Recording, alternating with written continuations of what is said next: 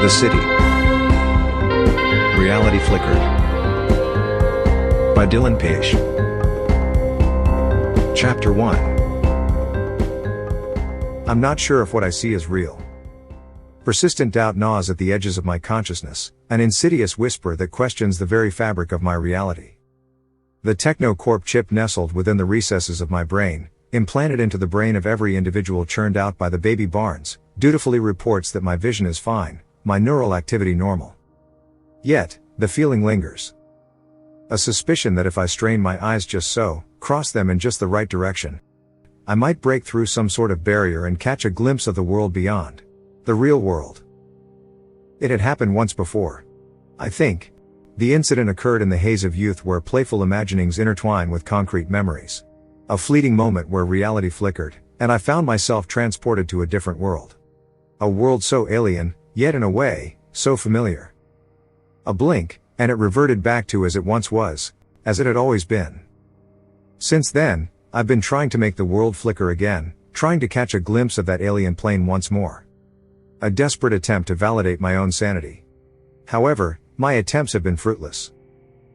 This revelation, this flicker, has estranged me from others, isolating me from normalcy. I'm unable to articulate what I experienced. It was inexplicable, beyond words. I'd hoped that as I grew older, the nagging suspicion would subside, but it has only grown worse. It leads me to an unsettling dilemma. Am I ensnared by my own delusions, fixated on a fanciful conspiracy spawned from a dream? Or, are we being lied to? Has the world been distorted in some way? Twisted somehow? Manipulated for some reason? Either insanity grips me, or a veiled reality shrouds us all. Obsessed, I crave answers. I need them. To stave off the encroaching madness, I can no longer remain passive. To seek understanding has become imperative. Only, I don't know where to begin looking.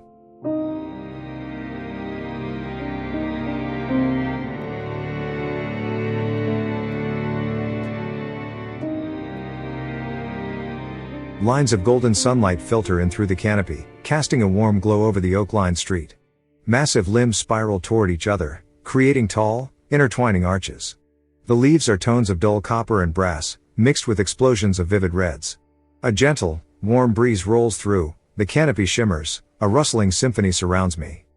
I stroll down a cobblestone path, passing a young couple hand in hand, enraptured by the garden's beauty and each other's. A blush paints the girl's cheeks as her partner whispers a private message to her through chip. My gaze briefly lingers before I turn and cut through Round Square. I pass by the massive polished marble fountain. A fine mist sprays out, covering the entire square in an array of rainbows. People lounge about, playing in the fountain's pool or sitting on its lip, gawking at the colors, large and placid grins pasted to their faces. MediaCorp staff scurry about with trays laden with snacks and drinks, fulfilling chip-placed orders. Hurrying out of Round Square, I enter a side street where an officer of the peace escorts a lost individual. The officer's uniform is simple, clean and pressed. She carries no weapons of any kind. She smiles and waves. Distracted, I nearly ignore her, but I manage to shoot my hand up and force a smile to my face. I know my forced response comes off inauthentic, but it's all I can manage. I don't know how it comes so naturally to all of them. A calm, idyllic happiness, not a care in the world. My shoulders draw in tight and I zip up my coat despite the warmth of the day. While the garden is a sanctuary for everyone else, it is merely the path to work for me. Just then, my chip receives a text from Kai. Semi-transparent letters unobtrusively appear at the bottom of my vision. You're late again. I'm leaving without you. I look at those letters for a moment. I know they are a product of my chip, that they do not actually exist in the real world. I take a glance around one last time as I'm about to leave the garden. The side street I'm on is flanked by two babbling streams. Large gold and onyx statues line the banks, standing like sentinels. Various abstract shapes and suggestions, each provocative in its own unique and ambiguous way. One catches my attention. I cross my eyes, tilt my head this way and that, trying to summon the flicker. A second later, I shake my head and message Kai. 30 seconds away. Kai is just like every other person in this city. Kind, agreeable, easy to get along with and always willing to talk. He makes me feel just as much an outsider as everyone else, but he is the closest thing I have to a friend, simply due to the fact that he is a coworker. I find him waiting in his usual spot as I exit the garden. I nod and his eyes turn from an unseen video he is watching on his chip and he nods back. We don't talk much as we walk. I know Kai would like to, but the question looming over me, the flicker, is a dominating, pressing, urgent question that demanded to be answered. I used to be able to force myself to ignore it. I used to be able to engage with others as one was expected to. But lately, that required too much mental effort. We make our way through the first ring of the city in a silence that's agreeable on my end, uncomfortable on Kai's. Glossy, colorful, modular rectangles are stacked in an assortment of ways to create buildings 5 to 6 stories high. Ads project onto the street from some of the windows, mostly hollows of some ridiculous mascot dancing, shouting out slogans or today's sales. Fortunately, due to MediaCorp bylaws passed a few years back, ads can't pass a certain volume. One can still talk without feeling distracted if one wanted to. I can't. But others can. Far on the horizon, situated in the outer rings of the city, gargantuan skyscrapers stand with rounded edges and smooth, bulbous silhouettes and glossy, perfectly white frames. Massive panes of glass are cut into intricate geometric shapes. They're always lit with a spectacular array of colored light that's somehow just as visible in the day as it is at night. You look tired. Kai texts. I'm fine. I grumble back. Yeah? I don't respond. I force a smile, but I'm certain my eyes aren't committed to it. I'm not sure if Kai notices, as I think he's been watching videos rather than enduring the silence. We reach our office. It's in a relatively isolated spot between the first and second ring. It's a large brick building done up in a Gothic style, dyed brick creating a kaleidoscope of color. 4 large spherical stacks, topped with tall chimneys, are connected to the main structure. These stacks are where Kai and I carry out our work. We work for a small division of MediaCorp. Roadkill waste disposal. Not something I would have chosen, but it's my stock, and it isn't as bad as it sounds. We don't even see the corpses. We just operate the incinerators and keep them clean. As always, we are greeted with an assortment of teas and coffees next to a spread of fruits and pastries. I grab a cup of coffee, black, and head for the change room as Kai loads up a plate. A few hours pass, and the silence holds. Kai bobs his head up and down, listening to something on his chip. I work in silence, the only sounds the rustling of our clothes, the quiet whirring of machinery, the dull roar of flames. Eventually, though, text appears in the bottom of my vision. You sure you're alright? You're being even quieter than usual. I nod and give Kai a dismissive wave.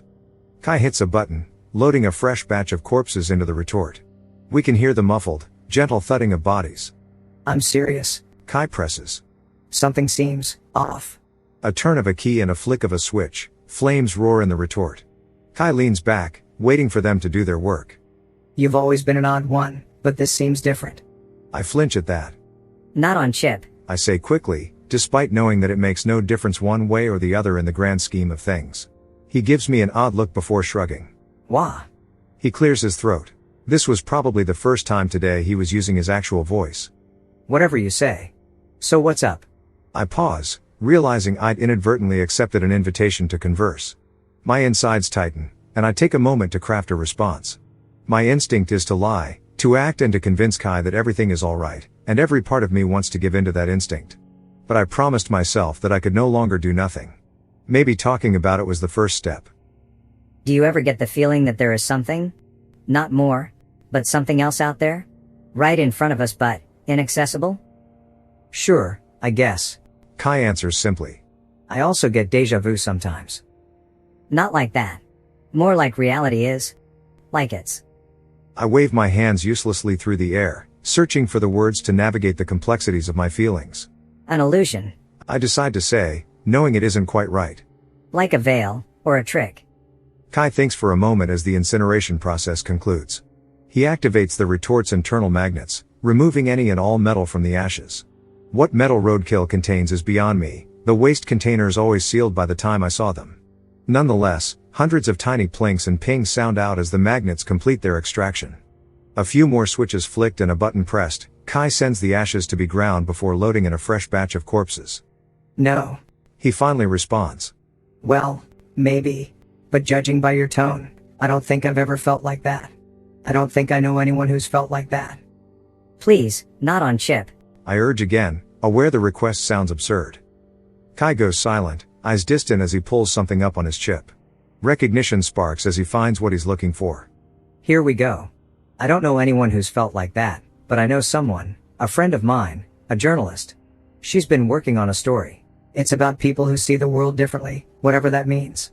That's the only thing I've managed to squeeze from her though. She's been very secretive about the whole thing. Says she's hit a roadblock, or writer's block, I can't remember. Kai's eyebrows arch as if he didn't realize he'd slipped back to communicating via chip. I remind him with a look.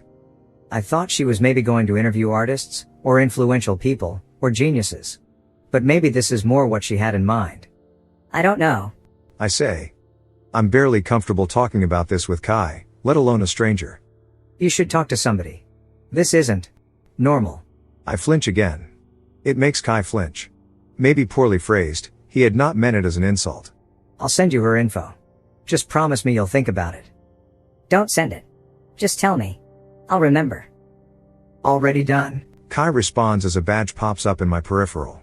It shows a picture of a pale woman with black hair that sits just above the collar of a slim gray suit. She is slim with dark bags under her eyes, however, just like everybody else in this city, there is a certain air of beauty about her. Underneath her name, Pyla Quinn, is a list of her basic contact details, as well as the address for her place of business. I quickly scan the contents, memorize the details, and hastily delete the card from my chip. Think about it. Kai reiterates before reigniting his retorts incinerating flames.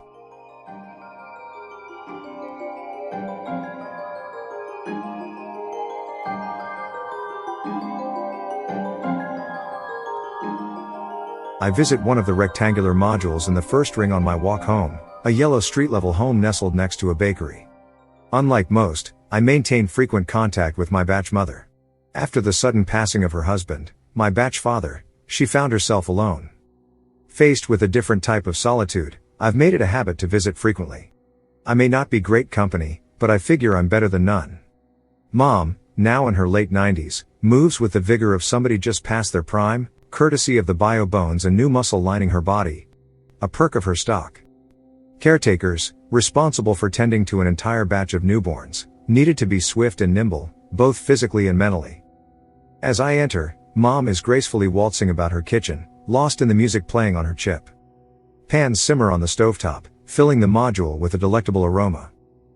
I do not visit on a scheduled basis, rather, I stop by when I'm in need of her comfort. Regardless, Mom is cooking for two. She always cooks for two. She always had, and she always will. Hey, Mom. Smells great. She jumps. Absorbed in her waltz, she hadn't noticed my entrance. She beams at me. Great to see you. Sit down, sit down. Dinner's almost ready. She fusses over me, hanging my coat, ushering me to the dinner table, and preparing me a drink. How've you been? I ask as she serves the food. Anything interesting happening lately? Oh, I've been just fine. Just fine. Her deep, gravelly voice carries echoes of simpler times. Tanya, my old coworker, has a new batch. She's 6 months in, 4.5 more years to go. Proving to be a good batch so far, very well behaved. What's their stock? I ask, feigning interest. Officers of the peace. She rolls her eyes and laughs. Like we need more of those. I am, of course, aware of the concept of crime, the risk it poses, and the role an officer of the peace plays in minimizing that risk. Yet, crime seems to be something that is non-existent in this city. I've never heard of anybody breaking the law before. An officer's role in society essentially appeared to be like a helping hand more than anything else. Well, I guess it doesn't hurt to have a little help, does it? I say. Then I remember Kai saying, Think about it. and I wish I hadn't said anything at all. I start to dig in and hope Mom will join me so that she is too busy eating to continue talking. The food is delicious. It tastes exactly as it should. It's nostalgia for my taste buds. It's like tasting home. Mom picks up her fork but doesn't eat. She points at me with the utensil and says, You know, you're exactly right. Wise. I've always said that you were unusually wise, given your stock. You're right, of course. In fact, I think it's admirable to both offer and seek help. Both acts require great courage. I deflate slightly. Batch mothers had an uncanny skill of knowing exactly what to say to set you on the right path. I know what I need to do. I cannot find the answers to my questions on my own, that much is clear. Why, then, my reluctance to proceed? Because the illusion will be shattered. I think. The illusion of either my world, or my sanity. I manage to make small talk throughout the rest of dinner, but I'm much quieter. I can tell that Mom notices, that she worries about me. She knows me better than to say anything though. I bid a quick and distracted goodbye and then I'm on my way out. Pyla Quinn's name and information keep running through my mind. Her, and Kai, repeating the phrase. Think about it.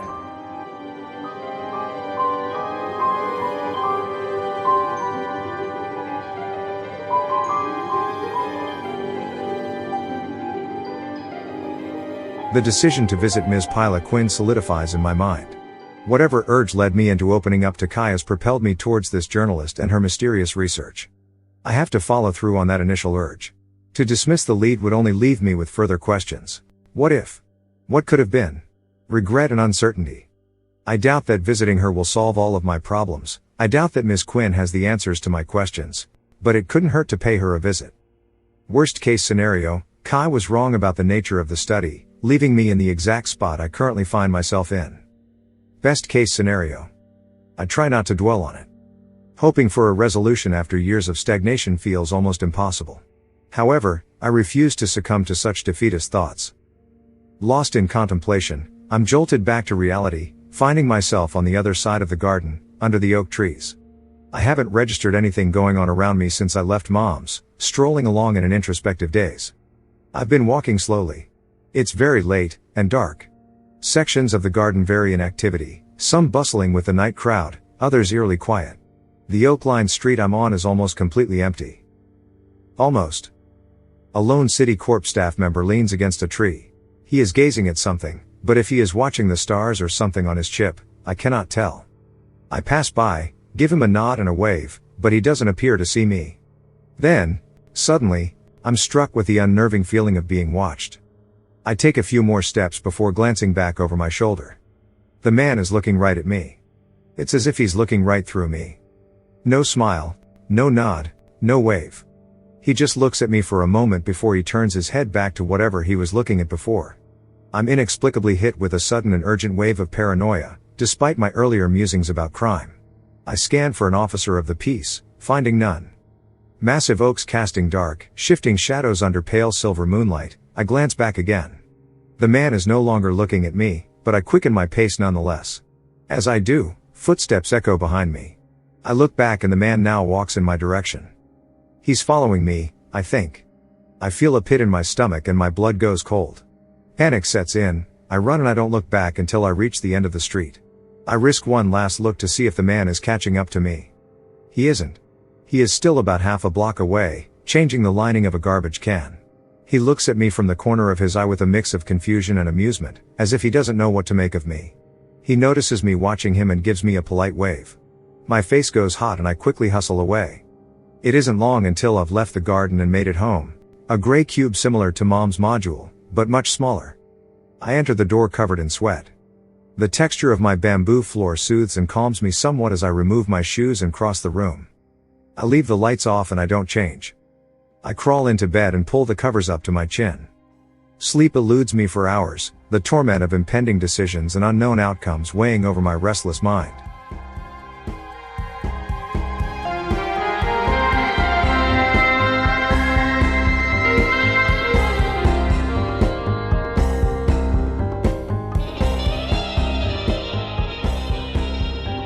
Chapter 2. I don't go right away. I wait 3 days and go when I have a day off. Pyla's office is in the second ring of the city, north of the garden. It's far enough away that I ride the cables to get there. The cable the carriage dangles from weaves between hundreds of others, creating a complicated spiderweb. Other carriages rocket by around us, coming within an arm's length of ours. It sways to and fro as it hurtles down its path 100 feet above the ground. Sharp and angular turns jolt the carriage, but on the inside, gyroscopic stabilizers keep the floor level. The ride feels smooth and comfortable. I feel completely the opposite. While outwardly, and with great effort, I try to appear stable, it is my insides that feel as if they are being jolted around, my mind unhinged, swaying to and fro. Others aboard the carriage press themselves up against the windows, marveling at the wondrous cityscape from above.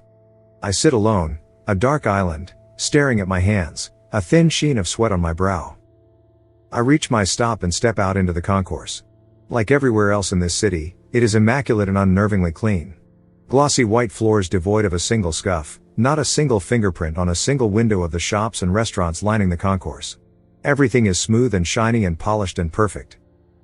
I wipe the sweat from my brow once again, and a shiver suddenly runs up my body.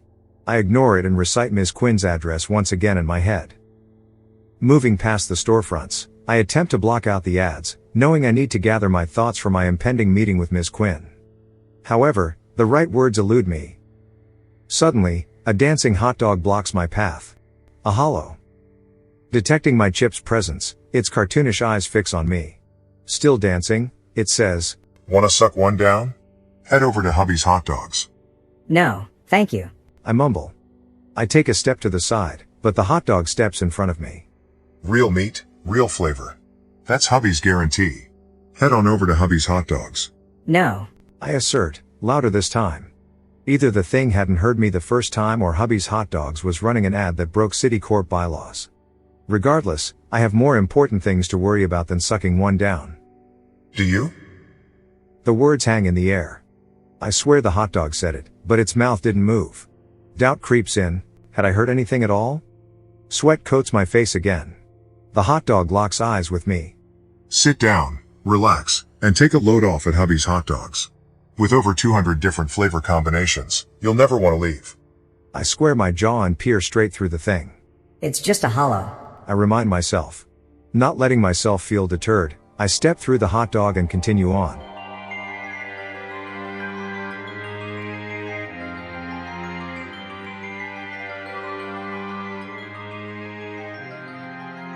The building looms tall and narrow, its windows spiraling around its body like shimmering scales.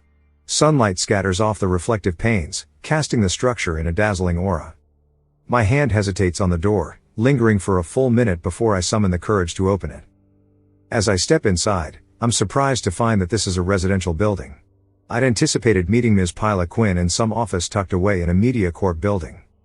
I reluctantly pull up a directory on my chip and learn that each of the 12 floors is assigned to a resident, with Ms. Pyla Quinn residing on the 12th floor. The elevator whisks me to a small foyer adorned with black and white tile, an elegant bench, and an ornate coat rack.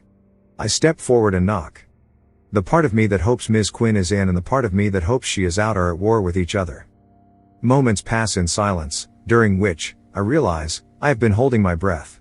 I exhale, deflating, feeling stupid for not contacting her through chip first. Yet, if given the chance, I know I'd make the same choice again. Muffled footsteps behind the door break the stillness. It slides open, revealing a woman clad in a slim dark suit. The fabric subtly morphs from zigzags to pinstripes. After thinking no one was home, I'm caught off guard. I force a smile and wave. Hi. Are you Miss Pyla Quinn? The question is rhetorical, as she matches the image I saw. Black hair, slender features, the same dark bags under her eyes. Looking straight at me, not distracted by anything on her chip, she does not wave back. She does not nod. She does not smile. In fact, she is frowning. That frown makes me feel like I'm in exactly the right place, that she is the person I should be talking to. Though my fears linger, a giddy eagerness grows inside of me. "Who's asking?" Her voice is gruffer than I'd imagined it would be, flat and bearing a certain edge. My friend says he knows you. He sent me your way. Something to do with some research you're carrying out? "You from TechnoCorp? If this is for the innovation report, just drop the files off at the nearest MediaCorp office. Better yet, just send him in by chip." The door begins to slide shut. I surprise myself, shooting a hand out and stopping it. No, wait, please. It's not that. It's, I think, well. This was not going how I planned, but I didn't really have a plan to begin with. He said you're researching people who see the world differently. I think you might be able to help me. Her eyes narrow into slits. "How do you know about that? Who did you say you were again?" I work with Kai. I think you know him. He's my friend. He told me I should talk to you. "Yeah, I know Kai. What's your stock?" The question feels like a test. Roadkill waste disposal. I run the incinerators with Kai. I evidently pass her test, and she assumes a more casual posture. "Not exactly the most glamorous stock, eh?" I stand there, wondering if she expects an answer. I shrug and say, It isn't that bad. It's alright actually. Most of us just listen to music or watch videos all day. She nods and says, Ahum. as I talk. She then asks, Why do they call it roadkill waste disposal? Why not just roadkill disposal? I stutter, not knowing the answer, unsure if this was another test of hers. Ms. Quinn's eyes go distant for a moment before focusing back on me. Aha. I see. What? The animals are harvested for their bits and bobs before being sent your way. Apparently their parts are useful for many things, from medicine to food production. Therefore, you are not disposing of the roadkill entirely, but just the waste. Interesting. I reply, finding no interest in the fact whatsoever. You look familiar. Have we met before? I don't think so. Not that I know of. After a moment of awkward silence, Ms. Quinn sighs and steps to the side. Well, come on in then. You want to talk? Let's see what you have to say. Coffee? Tea? Something sweeter? Maybe harder? Coffee is fine, thank you. Black. I hesitate a brief moment before my feet carry me forward, and Miss Quinn's door slides shut behind me.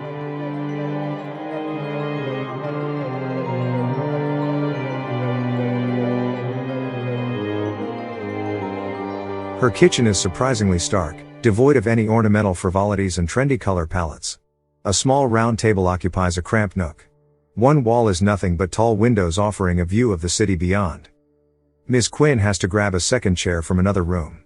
She sets it down next to the table before grabbing our drinks. Miss Quinn has warm water with a slice of lemon.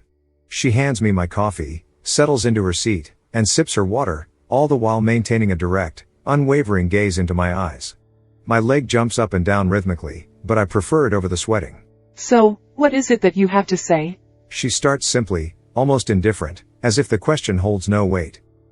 Rather than stutter and stumble over my words, I take a long drink from my cup. The coffee is good. Real damn good. I divert my eyes from her piercing stare, focusing on the view outside instead. The towering megastructures of the outer rings loom in the distance, awe-inspiring feats of architecture. Miss Quinn, I was hoping you could talk a little about your research. If you could maybe elaborate on the— She cuts me off. Not how this is gonna work. I want you to tell me what brought you here. You came to me, and I assume there's a reason behind it.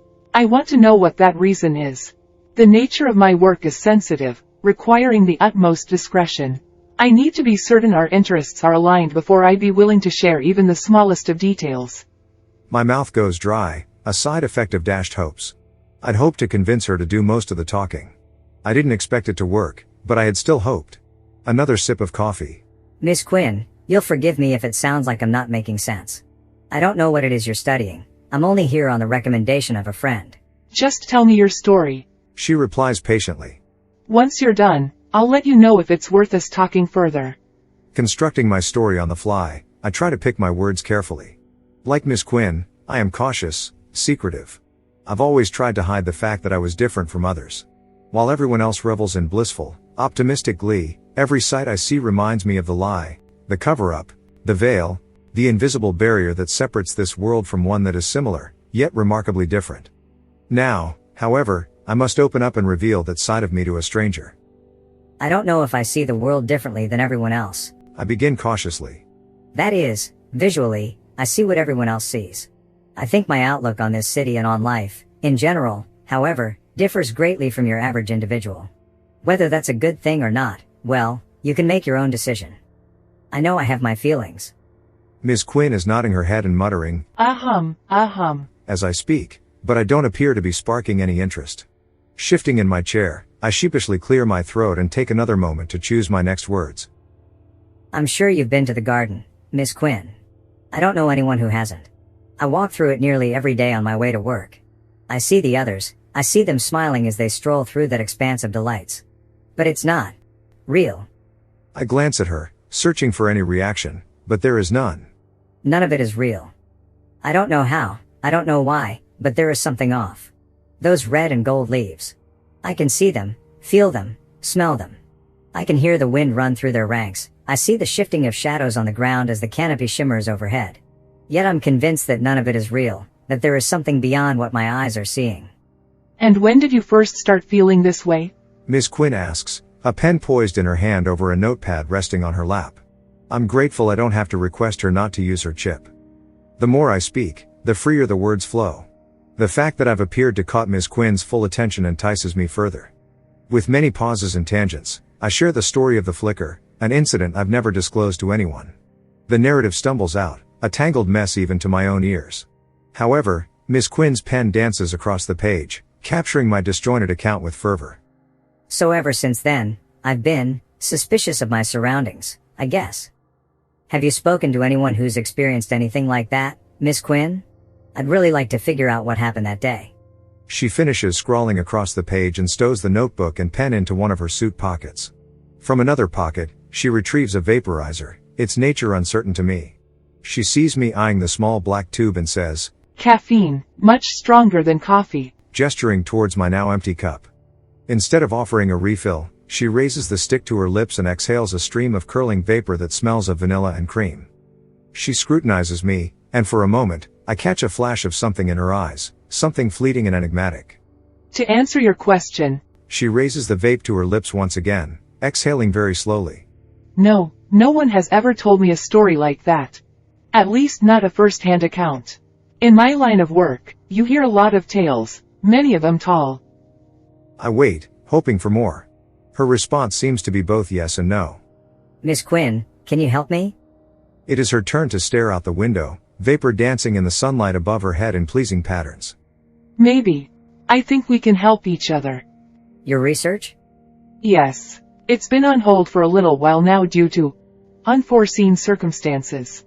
But you might be just what I need to get started again.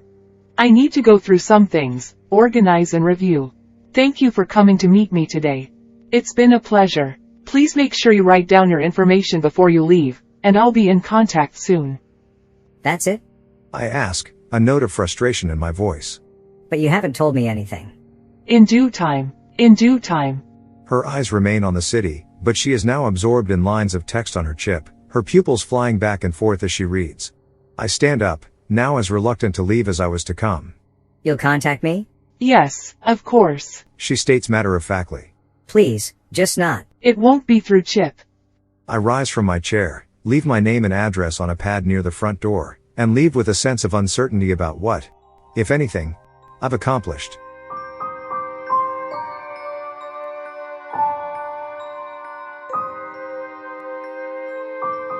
Days pass, and I hear nothing. Initially, anticipation creeps in unexpectedly, offering a strange, thrilling hope. Now, well, the disappointment isn't as crushing as I had expected it to be. It almost feels deserved, a consequence of letting myself get my hopes up in the first place. Kai has brought up Pyla Quinn once since first mentioning her, asking if I wound up meeting with her. I confirmed I had, but offered no further details. Kai's curiosity lingered, but he'd restrained himself from probing further.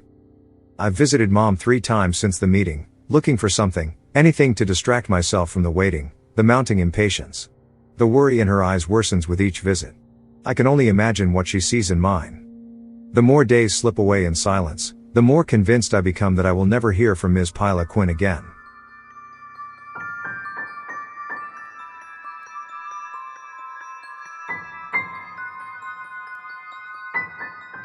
It's been 9 agonizing days since my meeting with Ms. Quinn, and I've still heard nothing. A vacuum where answers were supposed to be, leaving me to grapple with the void. In the change room, my shift having just finished, I find myself scouring articles on the MediaCorp server. An array of semi-transparent headlines and videos fills the room. I feel a sting as I notice Ms. Quinn published her innovation report 2 days ago. Going out to the garden with some friends tonight? Kai texts from beside me. You should come along. Have a few drinks, take in a show. There's the concert under Amos Waterfall, or the play in Round Square, as well as the light display in the Kadisha Forest. We haven't decided what we want to do yet. No, thank you. I'm all right. I say, trying to sound appreciative. Thanks for the invite. Hey, Kai says, and I'm surprised to hear his voice. There is an unexpected concern to it. you should come out tonight. You don't look well. A faint smile. Kai, I'm fine. I promise. Then prove it. He challenges. People who are fine go out and spend time with friends and loved ones, doing fun things. They don't mope about, locking themselves away. I don't know how to respond. The idea swirls in my mind. The worry of missing a potential contact from Ms. Pyla Quinn nags at me, But with each passing day, hope slips further and further and further away. Then, a realization dawns. Kai introduced us.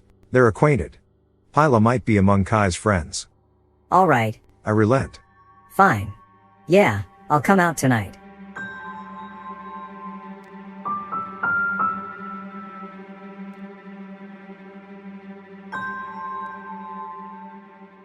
We wind up going to the waterfall to take in the concert.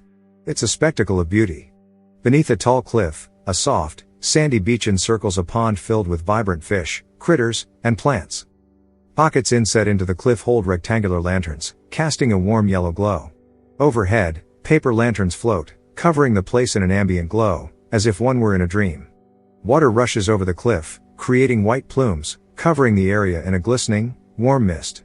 A circular stage in the middle of the pond appears to float just above the water, hosting the band.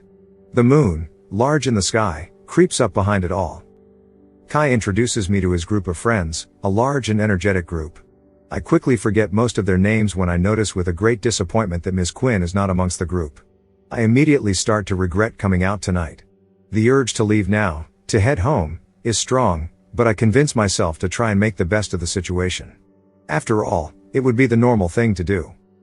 The band begins their set, and from the very first note you can tell that they are good. They're incredibly good. They immediately have the crowd in the palm of their hand. Sand is kicked up as people dance.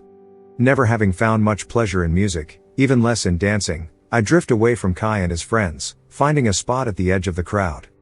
Pop-up vendors line the edge of the sand, and I head over to one selling vaporizers, hoping to find something to momentarily take the edge off. If I can't solve the mystery of the flicker, I decide to focus on trying to enjoy the night. The vendor, a tall man in a MediaCorp uniform, leans in and says, "What are you looking for, friend? I've got something for anything you'd want. And probably a few things you wouldn't want." I don't know. I don't usually. Do you have something that can help me? Relax?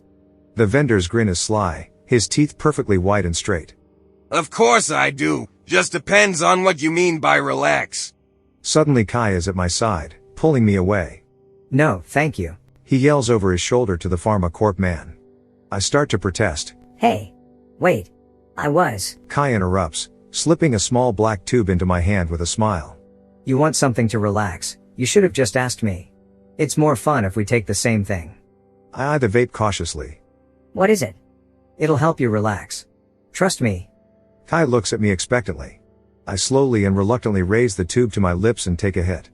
Kai is still looking at me, so I take another. He raises an eyebrow, saying nothing, prompting me to feel pressured to take one last hit. Both of his eyebrows shoot up, and he bursts into laughter. Well, you're in for a great night.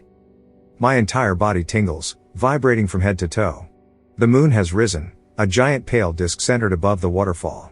It undulates, ripples moving across its surface. The music sounds even better than before. My hips start moving on their own accord and I'm dancing with Kai and his friends. The yellow lights pulse in time with the rhythm. My vision trails, the slightest movement causing streaky lines of color to float through the air. For a brief moment, I forget about Ms. Quinn. The flicker does not feel like an urgent and pressing issue. For a moment, I simply have fun. That is until someone bumps into me from behind. I turn, initially thinking it's just someone too enthusiastic about dancing. But I freeze. It's the man from before, the MediaCorp staff member, the one that I thought was watching me, chasing me. There's no sign of recognition on his face, yet I stand frozen, ice in my veins. Still in the grip of whatever it was Kai gave me, the man's face morphs and shifts, but I'm sure it's him. "Sorry about that," he says. I take a few tepid steps away. "Hey, you okay? He asks. Maybe you should sit down. You look a little pale." I'm running now. I'm running, ignoring Kai calling out after me. I run until I've exited the garden, then I run some more. I only slow down a few blocks from home, and only because I have to. I gasp for air, a cramp in my side. I'd ignored a few texts as I ran, and another pops into my field of view. It's from Kai. What was that? Where did you go? Thought you were having a good time. I message back. Just forgot I had to be somewhere. You looked pretty shaken up. Nope. I'll see you tomorrow. It takes him a minute to reply. All right. Walking the last few blocks home, I start to feel silly. I don't know the full effects of what I took, but I know it's at least mildly hallucinogenic. I couldn't be certain the man I saw was the same man from before. And even if it was, so what? City Corp staff are allowed to enjoy the garden too. Why should running into him again frighten me so? Reaching my door, I feel like laughing at myself. I don't though. I slip inside, remove my shoes, my feet yearning for the texture of my bamboo floor. Taking a step forward, something crinkles under my foot. I bend over and pick it up. Someone had slipped a note under the door. Written on it is a date and a time. It's signed by Miss Q. I am elated. The evening's earlier drama seems even more ridiculous to me now, hardly something worth wasting more time thinking about. I take a deep, easy breath and shuffle across my room in a stupor. All in all, it had been one of the better nights I've had in a long time. To cap it off with this note from Ms. Quinn puts it over the top. It is a rare occurrence for me to go to bed feeling anything close to what one would call happy. But tonight is one of those nights.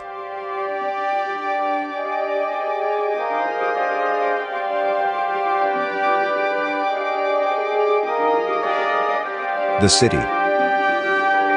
Reality Flickered. By Dylan Page.